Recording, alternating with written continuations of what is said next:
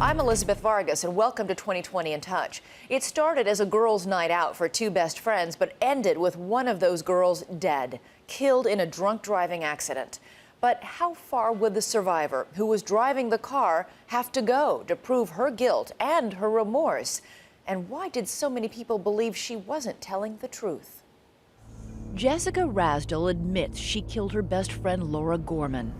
Laura Ann Gorman died on impact in the passenger seat of my car. She has confessed her crime to more than 15,000 people. The speech is always the same. Laura Ann Gorman died on impact in the passenger seat of my car. Died on impact in the passenger seat of my car. And always it ends with a tribute to her dead friend with music and photos meant to tug at the heart. It really makes you wonder why some things happen. I wish I could take her place that night. Really? Absolutely, no questions You would asked. give anything to be the one who's dead, your own family going through this horrible tragedy? I would give anything to bring her back. Growing up, Jessica and Laura were inseparable. They dyed each other's hair, put on makeup, and even began working at the same restaurant. On February 26, 2006, Jessica and Laura were college freshmen and decided to have a girls' night out.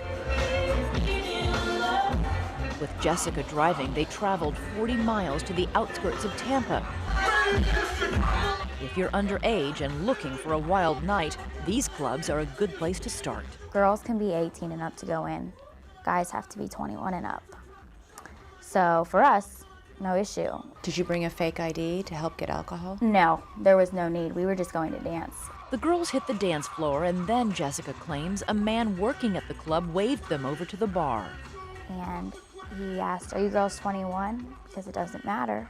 He got the bartender's attention, told her to order us a drink, and then he said, let's switch to shots. They're quick, they're fast, no one will even see the cup in your hand. At 3 a.m., Jessica and Laura left the bar. They began the long drive back, Jessica behind the wheel, both wearing seatbelts. We were singing, we had the music up, just laughing and having a good time. And then just 1 mile from home, it happened.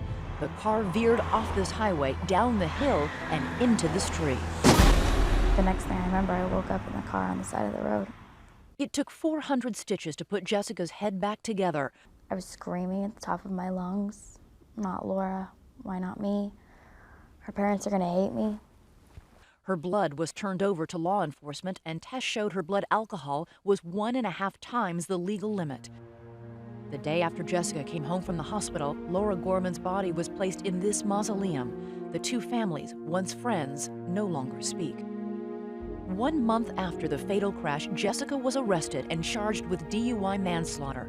Prosecutors, following the Gormans' wishes, said they would seek the maximum sentence, 15 years in prison. But she doesn't think she should spend a single night behind bars.